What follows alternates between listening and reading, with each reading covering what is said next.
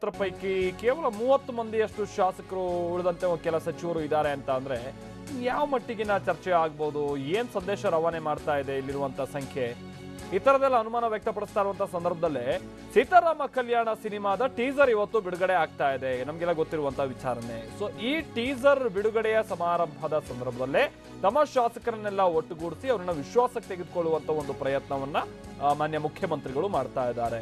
JDS ಶಾಸಕರಿಗೆ ಎಲ್ಲಾ JDS ಶಾಸಕರು ಕೂಡ ಹಾಜರಾಗಬೇಕು ಅಂತ ಏನ್ 37 ಮಂದಿ ಇದ್ದಾರೆ ಜೆಡಿಎಸ್ ಶಾಸಕರು, ಮುಖ್ಯಮಂತ್ರಿಗಳನ್ನು ಕೂಡ ಸೇರಿದ ಹಾಗೆ ಅವರೆಲ್ಲರೂ ಕೂಡ ಹಾಜರಾಗುವಂತೆ ಆಹ್ವಾನಿಸಿದಾರಂತೆ ಮುಖ್ಯಮಂತ್ರಿಗಳು. ಮೈಸೂರಿನ ಬನ್ನಿ ಮಂಟಪದಲ್ಲಿ ಸೀತಾರಾಮ ಕಲ್ಯಾಣ ಟೀಸರ್ ಬಿಡುಗಡೆ ಕಾರ್ಯಕ್ರಮ ನಡೀತಾ ಇದೆ. ಬಿಡುಗಡೆಯ ಬಳಿಕ ಡಿನ್ನರ್ ಪಾರ್ಟಿಯ ನೆಪದಲ್ಲಿ ಶಾಸಕರ ಜೊತೆ ಮಾತುಕತೆಯನ್ನ ನಡೆಸಲಾಗುತ್ತಂತೆ. ಸದ್ಯದ ಪರಿಸ್ಥಿತಿಯ ಅವಲೋಕನವನ್ನ ಮುಖ್ಯಮಂತ್ರಿಗಳು ನಡೆಸುತ್ತಾರೆ ಅನ್ನೋದು ಗೊತ್ತಾಗ್ತಾ ಇದೆ. ಹಾಗೆ ಈ ಸಂದರ್ಭದಲ್ಲೇ ಆಪರೇಷನ್ ಕಮಲದ ಕುರಿತಾಗಿಯೂ ಕೂಡ ಶಾಸಕರ ಅಭಿಪ್ರಾಯವನ್ನ ಮುಖ್ಯಮಂತ್ರಿಗಳು ಕೇಳ್ತಾರೆ ಅನ್ನೋದು ಗೊತ್ತಾಗ್ತಾ ಇದೆ. ಹಾಗೆ ಶಾಸಕರಿಗೆ ಬಿಜೆಪಿಯಿಂದ ಆಫರ್ ಬಂದಿರುವ ಬಗ್ಗೆನೂ ಕೂಡ ಅಭಿಪ್ರಾಯ ಸಂಗ್ರಹಿಸುತ್ತಾರೆ ಅನ್ನೋದು ಗೊತ್ತಾಗ್ತಾ ಇದೆ. ಶಾಸಕರ ಅಭಿಪ್ರಾಯವನ್ನ ಆಧರಿಸಿ ಮುಂದಿನ ನಿರ್ಧಾರಕ್ಕೆ ಮುಖ್ಯಮಂತ್ರಿಗಳ ಚಿಂತನೆ ನಡೆಸ್ತಾ ಇದ್ರೆ, ಅಗತ್ಯ ಬಿದ್ದರೆ ಜೆಡಿಎಸ್ ಶಾಸಕರನ್ನು ರೆಸಾರ್ಟ್ಗೆ ಶಿಫ್ಟ್ ಮಾಡೋದಕ್ಕೆ ಚಿಂತನೆ ನಡೆಸಲಾಗ್ತಾ ಇದೆ ಅನ್ನೋದು ಗೊತ್ತಾಗ್ತಾ ಇದೆ.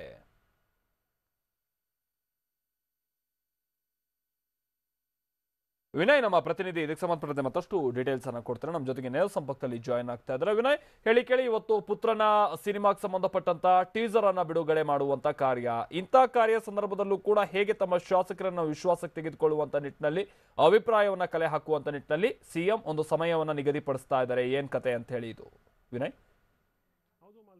ದೋಸ್ತಿ ಸರ್ಕಾರನ ಉಳಿಸ್ಕೊಳ್ಳೋದಕ್ಕೆ ಸಾಕಷ್ಟು ಕಸರತ್ತು ನಡೀತಾ ಇದೆ. ಈಗಾಗಲೇ ಕಾಂಗ್ರೆಸ್ ತನ್ನ ಶಾಸಕರನ್ನ ಈಗಲ್ಟನ್ ರೆಸಾರ್ಟ್ನಲ್ಲಿ ಈಗಾಗಲೇ ಬಂದಿಗಳನ್ನಾಗಿ ಮಾಡ್ಕೊಂಡಿದ್ದಾರೆ. ಮತ್ತು JDS ಸಹ ತಮ್ಮ ಶಾಸಕರು ಅಂದರೆ ತಮ್ಮ ಇರ್ತಕ್ಕಂಥ 37 ಶಾಸಕರನ್ನ ಆಪರೇಷನ್ ಲೋಟಸ್ ಇಂದ ಯಾವ ರೀತಿ ಉಳಿಸ್ಕೋಬೇಕು ಇದಕ್ಕೆ ಸಂಬಂಧಪಟ್ಟ ಹಾಗೆ ಸಾಕಷ್ಟು ಯೋಜನೆಗಳನ್ನ ರೂಪಿಸ್ತಾ ಇದ್ದಾರೆ. ಇದರ ಬಹಳ ಮುಖ್ಯವಾಗಿ ಇವತ್ತು CM ಕುಮಾರಸ್ವಾಮಿ ಅವರು ಮೈಸೂರಲ್ಲಿ ಶಾಸಕರನ್ನ ಸಭೆಯನ್ನು ಕರೆದಿರ್ತಕ್ಕಂಥದ್ದು.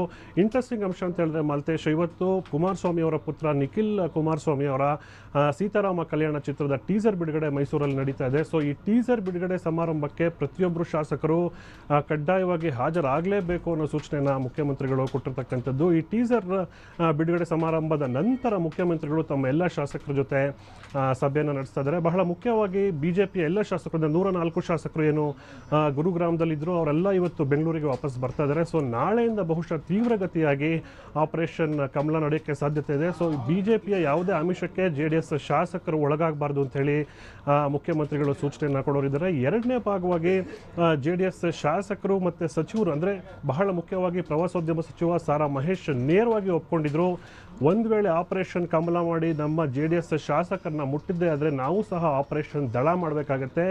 ಬಿಜೆಪಿ 6 ಶಾಸಕರು ನೇರವಾಗಿ ನಮ್ಮ ಸಂಪರ್ಕದಲ್ಲಿ ಇದ್ದಾರೆ ಅಂತ ಹೇಳಿ ಒಂದು ಎಚ್ಚರಿಕೆಯನ್ನು ಕೊಟ್ಟಿದ್ರು. ಇವತ್ತು ಸಹ ಕುಮಾರಸ್ವಾಮಿ ಅವರು ಒಂದು ವೇಳೆ ದಳದ ಶಾಸಕರಿಗೆ ಬಹುಶಃ ಕೈ ಹಾಕಿದ್ದೇ ಆದರೆ ನಾವು ಸಹ ಆಪರೇಷನ್ ದಳ ಮಾಡಿ ಬಿಜೆಪಿಲಿ ಇರ್ತಕ್ಕಂಥ ಶಾಸಕರೇನಿದ್ದಾರೆ ನಮ್ಮ ಪರವಾಗಿ ಸೆಳಿತಕ್ಕಂಥ ಕೆಲಸವನ್ನು ಮಾಡಬೇಕಾ ಬೇಡವಾ ಅನ್ನೋದ್ರ ಬಗ್ಗೆ ಕೂಡ ಇವತ್ತು ಶಾಸಕರ ಅಭಿಪ್ರಾಯವನ್ನು ಪಡೀತಾರೆ.